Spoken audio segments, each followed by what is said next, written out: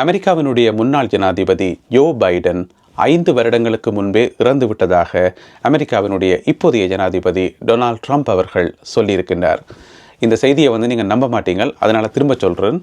அமெரிக்காவினுடைய முன்னாள் ஜனாதிபதி ஜோ பைடன் 2020ஆம் ஆண்டு 5 வருடங்களுக்கு முன்பே இறந்து விட்டார் என்று சொல்லி டொனால்ட் ட்ரம்ப் சொல்லியிருக்கின்றார். ஏன் அப்படி சொன்னவர், உண்மையிலேயே அவருக்கு என்ன நடந்தது, இது நம்பக்கூடிய கதையா, என்ன ஏது என்பது சம்பந்தமாக இன்றைய காணொளியில் விரிவாக விளக்கமாக பார்க்க இருக்கின்றோம். பிரித்தானியா யுத்தத்துக்கு தயாராகி வருவதாக பிரித்தானிய பிரதமர் கியர் ஸ்டார்மர் அவர்கள் அறிவித்திருக்கின்றார். அது மட்டுமில்லாமல் புதிய பாதுகாப்பு ஏற்பாடுகள் என்று சொல்லி நிறைய மாற்றங்கள் சம்பந்தமாக அறிவித்திருக்கின்றார். என்னென்ன விஷயங்கள் எல்லாம் அறிவித்திருக்கிறார் என்பது சம்பந்தமாகவும் இந்த காணொலியில் பார்க்க இருக்கின்றோம். இந்த செய்திகள் உட்பட மேலும் பல முக்கியமான செய்திகள் இன்றைய காணொலியில் காத்திருக்கின்றன.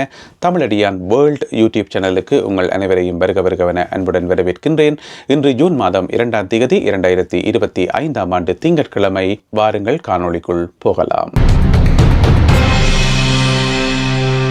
இன்றைய செய்திகளை பார்ப்பதற்கு முதல் நேற்றைய நாளில் நேற்று ஜூன் மாதம் 1ஆம் தேதி ஞாயிற்றுக்கிழமை ரஷ்யா மீது மிக பெரும் தாக்குதல் ஒன்றை நடத்தியிருக்கின்றது யுக்ரைன். இந்த தாக்குதலானது இராணுவ வரலாற்றில், உலக இராணுவ வரலாற்றில், போரியல் வரலாற்றில் மிக முக்கியமான ஒரு தாக்குதலாக பார்க்கப்படுகிறது. அந்த தாக்குதல் சம்பந்தமான முழுமையான விவரங்களை தமிழடியான் தளத்தில் இன்று காணொலியாக வெளியிட்டிருக்கின்றேன். அந்த காணொலியை நீங்கள் இதுவரைக்கும் பார்க்கலன்னு சொன்னால் கீழே முதலாவது கமெண்ட்டில் போட்டு பின் பண்ணியிருக்கிறேன் அதுக்கான இணைப்பை. எனவே அந்த காணொலியையும் தவறாமல் பாருங்கள். வர அமெரிக்க ஜனாதிபதி டொனால்ட் ட்ரம்ப் அவர்களுடைய கருத்துக்களை சீரியஸாக எடுக்கிறதா அல்லது நகைச்சுவையாக எடுக்கிறதாண்டே குழப்பமாக இருக்குது. ஏன்னு சொன்னால் ஒவ்வொரு நாளும் அவர் ஒவ்வொரு விதமான அதிரடியான தகவல்களை வெளியிட்டு கொண்டே இருக்கிறார். ஒவ்வொரு நாளும் 1, 2, 3 என்று சொல்லி நிறைய வித்தியாசமான தகவல்களை வெளியிட்டு கொண்டிருக்கிறார். அதில் இப்போ ஒரு தகவல் என்று சொல்லியிருக்கார். என்னென்னு சொன்னால் அமெரிக்காவினுடைய முன்னாள் ஜனாதிபதி ஜோ பைடன் 2020ஆம் ஆண்டு இறந்து விட்டார். அவர் ஏற்கனவே இறந்துட்டார். அதுக்கு பிறகு இருந்தது நாங்கள் பார்த்த ஜனாதிபதி எல்லாமே அவருடைய உடலிலிருந்து உருவாக்கப்பட்ட குளோனிங் முறையில் உருவாக்கப்பட்ட ஒரு உருவமே ஒழிய அது உண்மையான ஜோ பைடன் கிடையாது. ஒன்றில் குளோனிங் முறையில் உருவாக்கப்பட்டது அல்லது ரொபோட்டிக் முறையில் ரோபோ மாதிரி உருவாக்கப்பட்டதை ஒழிய மற்றும்படி அவர் 2020ஆம் ஆண்டே செத்து போயிட்டார் என்று சொல்லி ஒரு கதையை தன்னுடைய சமூக வலைத்தளமாகிய ட்ரூத் சமூக வலைத்தளத்தில் பகிர்ந்திருக்கின்றார் அமெரிக்காவினுடைய ஜனாதிபதி டொனால்ட் ட்ரம்ப். இந்த கதையை நம்புறதா இல்லையான்றது இப்போ உலக ஊடகங்கள் எல்லாம், அமெரிக்க ஊடகங்கள்ல இருந்து எல்லா ஊடகங்களும் தலையில் கை வச்சு பிச்சு கொண்டிருக்கணும். ஏன்னு சொன்னால் இந்த கதையை நம்புறதா, சீரியஸாக எடுக்கிறதா, ஜோக்காக எடுக்கிறதா, என்ன ஏதுன்னு தெரியாமல். ட்ரம்பை பார்த்தீங்கன்னு சொன்னால் நான் ஏற்கனவே சொன்ன மாதிரி ஒவ்வொரு நாளும் ஏதாவது ஒன்றை சொல்லி கொண்டே இருப்பார். அவர் சொன்ன ஒரு கருத்தை ஆய்வு செய்து அதை கொண்ட பொதுமக்களுக்கு சேர்த்து அதில் என்ன சொல்லியிருக்காரு விளங்குறதுக்கு இடையில அடுத்த கருத்தை சொல்லிடுவார். பிறகு அதை ஆய்வு செய்கிறதுக்கு இடையில அதுக்கு அடுத்த கருத்தை வெளியிட்டுருவார். இப்படியே ட்ரம்ப் என்றைக்கு அந்த அவருடைய 2வது பதவிக்காலம் ஆரம்பித்ததோ அண்டையிலிருந்து ஒவ்வொரு நாளும் ஏதாவது ஒன்று சொல்லிக்கொண்டே இருக்கிறார். ஒன்றில் வரி விதிப்பு அல்லது யாரையாவது பதவியிலிருந்து தூக்கி எறிகிறது அல்லது நாடுகளை தடை செய்கிறது, இந்த மாதிரி ஏதாவது ஒரு பிரச்சனை ஒரு நாளும் போய்கொண்டே இருக்குது. இப்போ ஜோ பைடனுடைய இந்த கதை மிகவும் பரவலாக எல்லாராலும் பேசப்படுது. எல்லா ஊடகங்களையும் ஆய்வுகள் செய்யப்படுது. உண்மையில என்ன நடந்ததுன்னு சொன்னால் கடந்த சனிக்கிழமை, அதாவது மே மாதம் 31ஆம் தேதி அமெரிக்க நேரம் இரவு 10 மணிக்கு அவர் தன்னுடைய சமூக வலைத்தளமாகிய ட்ரூத் சமூக வலைத்தளத்தில் ஒரு பதிவொன்றை பகிர்றார். அதாவது டொனால்ட் ட்ரம்ப் அவர்கள் நேரடியாக எழுதையில் வேறு யாரோ எழுதின ஒரு பதிவை இவர் பகிர்ந்து கொள்கிறார். எனவே அமெரிக்க ஜனாதிபதி அவராக நேரடியாக எழுதினாலும் சரி அல்லது வேறு யாக்கள் எழுதின ஒரு விஷயத்தை அவர் பகிர்ந்து கொள்கிறார் என்று சொன்னால் அது எல்லாராலும் கவனிக்கப்படும். ஏன்னு சொன்னால் ஒரு சாதாரண விஷயத்தை யாருமே பகிர்ந்து கொள்ள மாட்டினோம்.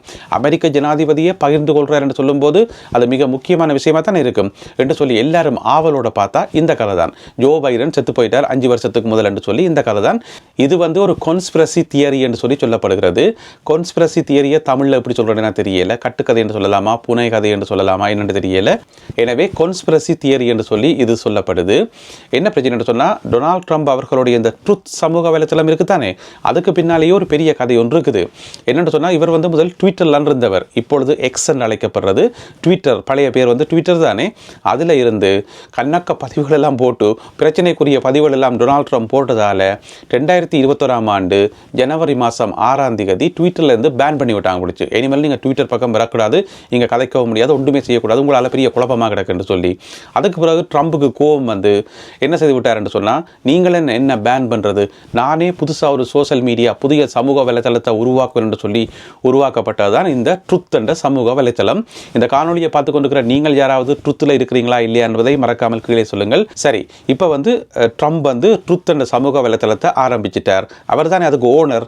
எனவே அவர் என்ன வேணும்னாலும் எழுதலாம், யாரும் கேட்பார் கிடையாது. அவர் வந்து தன்னுடைய இஷ்டத்துக்கு நிறைய பதிவுகளை வந்து எழுதி கொண்டே இருக்கிறார். இப்போ வந்து 2ஆம் தடவை ஜனாதிபதியாக வந்த பிறகும் ஒரு நாளைக்கு 2 பதிவு 3 பதிவு என்று சொல்லி தொடர்ந்து போட்டுக்கொண்டே இருக்கிறார். எனவே அமெரிக்க ஜனாதிபதி டொனால்ட் ட்ரம்ப் அவர்கள் இந்த கருத்தை ஒத்துக்கொண்டு அதை ஏற்றுக்கொண்டு தான் ஷேர் பண்ணிக்கார் என்று சொல்லி இப்போ எல்லாராலையும் சொல்லப்படுது. இதில் இன்னும் ஒரு பிரச்சனை இருக்கு. என்னென்னு சொன்னால், ட்ரம்ப் சொன்ன இந்த கதை வந்து ஒருவேளை உண்மையாக இருக்குமோ என்று சொல்லி எங்களை சிந்திக்க வைக்கிறதுக்கு ஒரு சில சம்பவங்கள் உதாரணமாக இருக்குது. உதாரணமாக கொஞ்சம் காலமாக பார்த்தீங்கன்னு சொன்னால், ஜோ பைடன் ஜனாதிபதியாக இருக்கக்குள்ள அவர் அந்த நடக்கிற விதமே வந்து ரோபோ நடக்கிற மாதிரி தான் நடப்பார். அதோட ஒரு இடத்துல திடீரென்று நிற்க மாட்டார், அப்படியே போய்கொண்டிருப்பார். பிறகு யாராவது முதுகில் தட்டி தான் நிப்பாட்டணும். அதே மாதிரி இந்த 2ஆம் உலக போருடைய வெற்றி நாள் நடந்தது பிரான்ஸில், D-Day என்று சொல்கிறது. அப்போ போன வருஷம் கொண்டாடியக்குள்ள அப்போ வந்து யூகேயுடைய பிரதமராக இருந்தவர் ரிஷி சுனாக், அப்போ அவர் அங்கே போயிருந்தவர். ஜோ பைடன் வந்திருந்தவர், பிரான்சினுடைய ஜனாதிபதி மேக்ரோன் வந்திருந்தவர். இந்த மாதிரி உலக தலைவர்கள் எல்லாம் வந்திருந்தவை. அப்போ பார்த்தீங்கன்னு சொன்னால், ஒரு பரந்த புல்வெளியில் வந்து இராணுவ வீரர்கள் வந்து பரசூட்டில் குதிக்கிற அந்த சாகச நிகழ்வு செய்து காட்டப்பட்டது.